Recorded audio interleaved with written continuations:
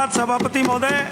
आपने मुझे मांग संख्या 39 एवं 40 पर बोलने का अवसर दिया, उसके लिए आपका मैं धन्यवाद अर्पित करता हूं। मेरी विधानसभा क्षेत्र की नगर पालिका बांदीकुई के प्रमुख मार्ग बसवा road, Badiyal road, Sikandra road, गुड़ा कटला रोड, भांडेड़ा रोड मार्गों पर ड्रेनेज एवं सौंदर्यीकरण के कार्य करवाए जाने हैं।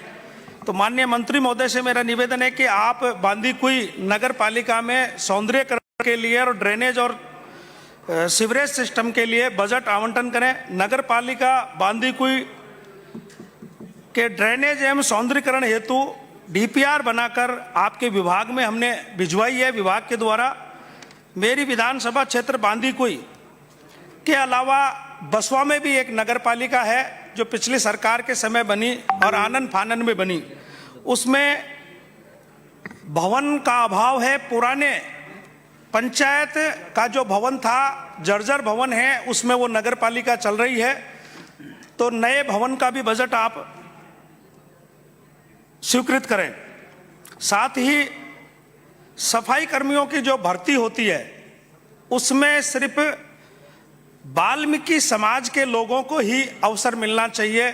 और ये शायद मैंने ही नहीं, पूरे सदन में और भी माननीय सदस्यों ने ये आवाज़ उठाई है, क्योंकि ये अति आवश्यक है कि उस काम को वो समाज इससे अच्छी तरह कर सकता है और फिर भी दूसरे समाज के लोग वहाँ उस भर्ती में अपना भागीदारी देते हैं और वो काम भी नहीं करते हैं। हकीकत तो ये है कि वो किसी भी अप्रोच से किसी भी विभाग में, दूसरे विभाग में जाकर अपना डेपुटेशन करा लेते हैं और वो एसडीएम कार्यालय, तहसील कार्यालय या और भी कोई जो भी कार्यालय होते हैं उनमें जाकर वो काम करते हैं, वो सफाई का काम भी नहीं करते हैं। बजट घोषणा 2025 और 24-25 में मेरी विधानसभा में सीवरेज के काम की घोषणा हुई थी, तो उसकी भी डीपीआर बनवाई जाए और डीपीआर बनवाकर उस काम को अतिशीघ्र चालू करवाया जाए, क्योंकि बांदीकुई में पानी के जल भराव की इतनी बड़ी समस्या है कि जब जब बारिश का समय आता है तो पूरी बांदीकुई टापू की तरह जूझती है उस पानी से।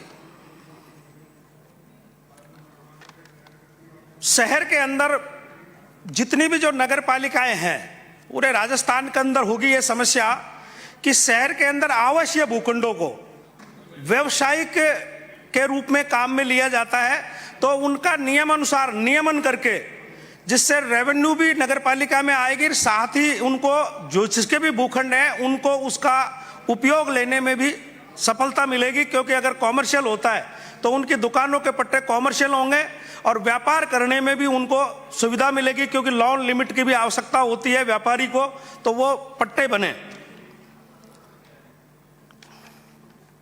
बांदीकुई शहर के इतनी ट्रैफिक की व्यवस्था यानी कि संगीन अव्यवस्था है, उसमें बांदीकुई शहर के अंदर स्टेट वेयर हाउस की एक बहुत पुरानी जगह है, उसको नई जगह पे वो शहर से बाहर वो बिल्डिंग बन गई है, उनके गोदाम बन गए हैं, तो वो भी अगर पार्किंग के रूप में लिया जाए तो आप विभाग के द्वारा एक पार्किंग वेयर हाउस डिपार्टमेंट को भेजें और उससे एक पार्किंग की सुविधा बांदीकुई को मिलेगी।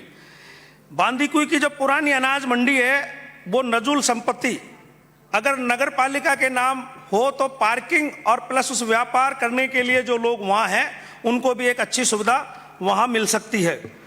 साथ ही कॉलोनियों का जो नियमन है वो सोमोटो हो, क्योंकि बहुत सी कॉलोनियाँ ऐसी हैं जो काश्तकारों ने स्वयं ने ही उसका डेवलपमेंट 1 बीघा 2 बीघा 3 बीघा, लेकिन उनकी नियम अनुसार अगर 90 करवाई जाए तो वो संभव नहीं है। तो ऐसे में सोमोटो 90 हो तो जिससे उस मालिक के मकान मालिक को पट्टा मिले और वो अपना मकान लोन लेकर बनाए या और किसी काम के लिए कराए, उसके स्वामित्व के जो दस्तावेज हैं उसके पास वो उपलब्ध हो जाए। साथ ही पिछली सरकार में माननीय सभापति महोदय, विगत कांग्रेस की सरकार में जयपुर नगर निगम में ऊर्जा बचत परियोजना के अंतर्गत अनुबंधित फर्म एस्को कंपनी द्वारा मिलीभगत कर करोड़ों रुपए की अनियमितता की थी और सरकार को चूना लगाया था।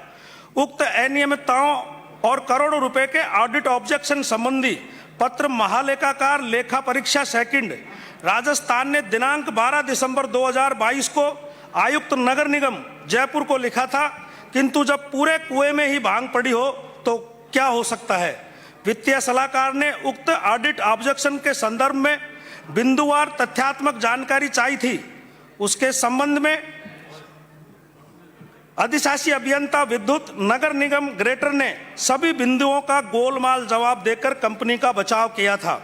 उक्त अधिशासी अभियंता आज भी उक्त पद पर पदस्थापित है और खुलेआम अनियमितताएं कर रहा है।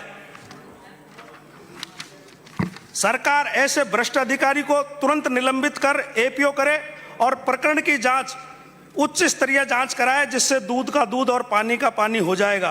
कांग्रेस सरकार का असली चेहरा भी जनता के सामने आएगा।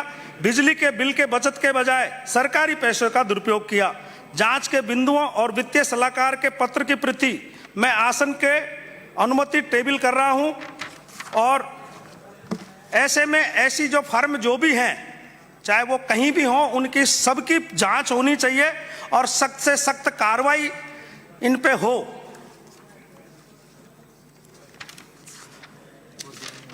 एक बांदीकुई के अंदर एक छोटा सा पार्क है जो मुश्किल से 4000 या 5000 मीटर में होगा, गांधी पार्क। तो माननीय मंत्री महोदय से ये कहना चाहूँगा कि बांदीकुई में एक बड़े पार्क की भी नगर पालिका के द्वारा वहाँ अटल पार्क के नाम से उस पार्क का निर्माण कराया जाए। साथ ही मेरी विधानसभा बांदीकुई और दौसा के नाम से यूआईटी का गठन हुआ था, जिसमें सबसे ज़्यादा गांव बांदीकुई विधानसभा के सम्मिलित किए हैं। ऐसे में उसका जो कार्यालय है, मेन ऑफिस है, वो बांदीकुई में खुलना चाहिए। आपने मुझे बोलने का अवसर दिया, उसके लिए बहुत बहुत धन्यवाद। जय हिंद, जय भारत। श्री भगवाना रामजी सैनी।